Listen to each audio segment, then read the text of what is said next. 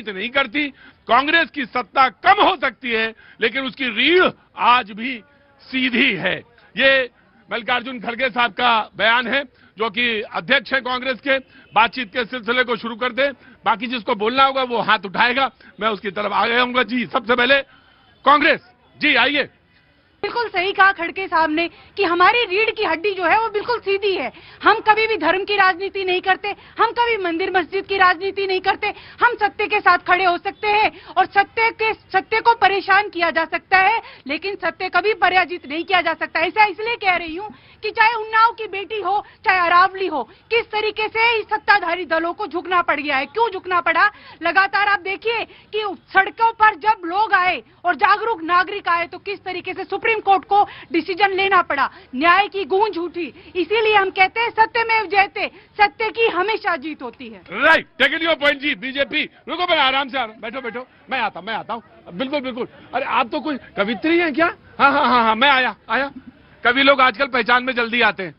भैया जी, आपने एक स्टेटमेंट पढ़ा कि भाजपा के पास सत्ता है लेकिन सच्चाई नहीं है। मैं बता देता हूं आपको, भाजपा के पास बेशक सत्ता है लेकिन सत्ता सुख की नीति नहीं है, सत्ता सुख का माध्यम नहीं है। सत्ता सेवा की नीति और नेतृत्व के साथ भाजपा काम करती है। कांग्रेस के पास तो ना तो सच्चाई है, ना तो नेता है, ना तो नेतृत्व है। एक बात जरूर है, झूठ बोलने की परिभाषा का किताब लेकर घोखला राजनीति करने की दशा और दिशा उनके पास है। और मैं आपको स्पष्ट कहता हूं साहब, ये बार बार कहते हैं कि भारतीय जनता पार्टी धर्म की राजनीति करती है, हम धर्म की राजनीति नहीं करते। अरे एक स्टेटमेंट निकाल के दीजिए जिसमें भारतीय जनता पार्टी ने यह कहा होगा कि इस देश में पहला हक तो मुस्लिमों का है। यह किसने कहा? आपके कांग्रेस पार्टी के चुने हुए नेताओं ने कहा। आपके कांग्रेस पार्टी यहां पे आकर करती है, तुष्टीकरण की बात करती है। अगर कोई पे अखलाक मर जाता है तो सीना पीटते नजर आते हो, लेकिन चंदन कहीं मर जाता है तो देखने तक नहीं जाते हो। यह नीति पे चलने वाली कोई पार्टी है तो कांग्रेस पार्टी है। एक स्टेटमेंट को सारा भूल रहे हैं। आरएसएस और अलकायदा से हमें नहीं सीखना संगठन ढांचा, इस तरह का कुछ वक्तव्य था जो कांग्रेस पार्टी ये कहना क्या चाहते हैं। अगर इस स्टेटमेंट को बात करेंगे तो मैं भी कहता हूं, लश्कर-ए-तोयबा और कांग्रेस से भारतीय जनता पार्टी या देश का कोई भी नागरिक कुछ नहीं सीखना चाहता। ऑफ कोर्स, ये आपने बिल्कुल सही बात कही कि मैं दूसरे स्टेप में बिल्कुल वहीं पे मैं आता हूं। लेकिन इन्होंने जो बात कही गई राष्ट्रीय स्वयंसेवक संघ के, जिनके 100 साल पूरे हुए, जिनका शताब्दी सब, आइए नहीं, अभी कान के नीचे बजाइए, हो जाएगा 2 मिनट के अंदर। खड़े रहो।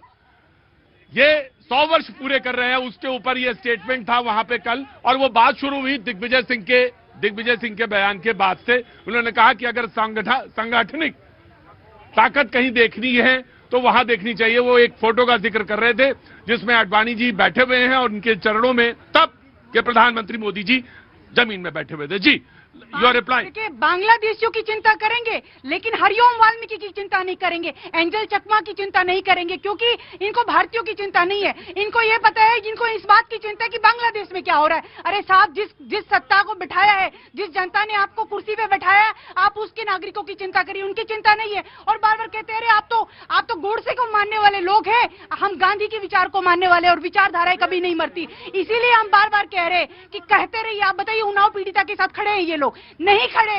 ये मैं आपको कल की बात बताती हूँ। कलम जंतर मंतर पे थे, इनके यहाँ से एक महिला आई और बोली कि मैं कुलदीप सेंगर का समर्थन करती हूँ। कितनी बड़ी विडंबना है कि एक महिला होकर वो महिला के साथ नहीं खड़ी, और वो किसके साथ खड़ी है? कुलदीप सेंगर के साथ, क्योंकि इनके नेता इनके यहाँ से आई महिला, यहाँ से आई है। बरखा इनके यहाँ की तो कार्यकर्ता है। ये ऑन करते हैं भैया जी। कांग्रेस वाले प्रवक्ता, महान प्रवक्ता ने कहा कि इनको बांग्लादेशियों की चिंता है। अरे चिंता तो हमें राहुल गांधी की भी है, और इसलिए चिंता है कि वो स्वस्थ रहे, लंबा विपक्ष में रहना है। और इसलिए भी चिंता है कि जिस तरह की वो झूठी देश को तोड़ने वाली राजनीति, भारत जोड़ो निकालकर देश तोड़ो नीतियों पर चलने वाली कांग्रेस की भी हमें चिंता है, क्योंकि हम लोकतंत्र में विश्वास करते हैं। और लोकतंत्र में विश्वास इसलिए करते हैं कि अगर विपक्ष खड़ा होकर सवाल उठाता है तो आपातकाल नहीं लगाते। और मैं ये कहता हूं, गांधी की विचारधारा पर हम चलते हैं। इसके गांधी का मतलब पता है जनाब क्या है? गांधी जी की विचारधारा बस इतना है कि गांधी टाइटल लगाओ और सत्ता सुख पाओ। गांधी जी की विचारधारा हमने देश में नीतियों को चलाया,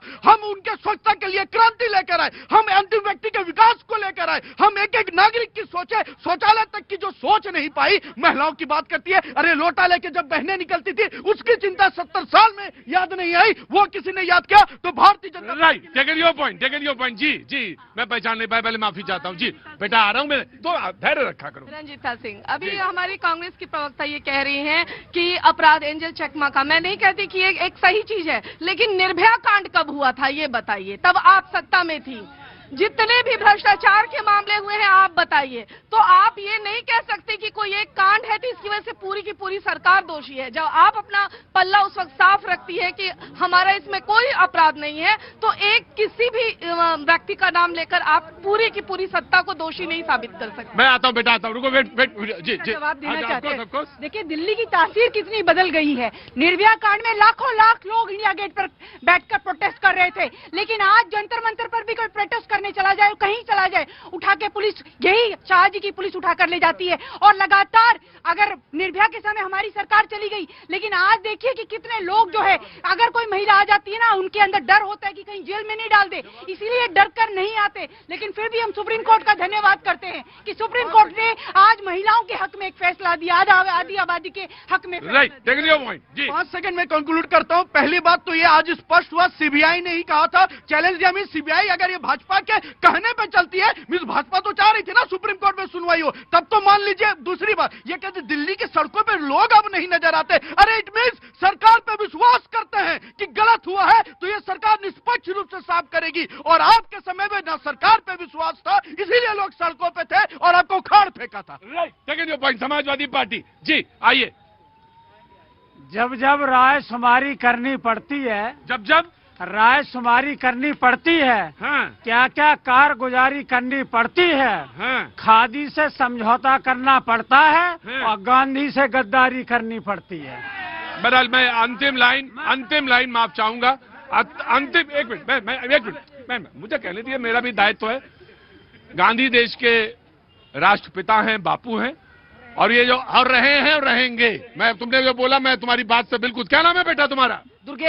दुर्गेश झा रहे हैं और रहेंगे। तो ये गद्दारी वाला शब्द जो है ना, तो मैं स्वीकार करता हूं ना, अपने प्रोग्राम से इसको बिल्कुल बाकायदा काटता हूं।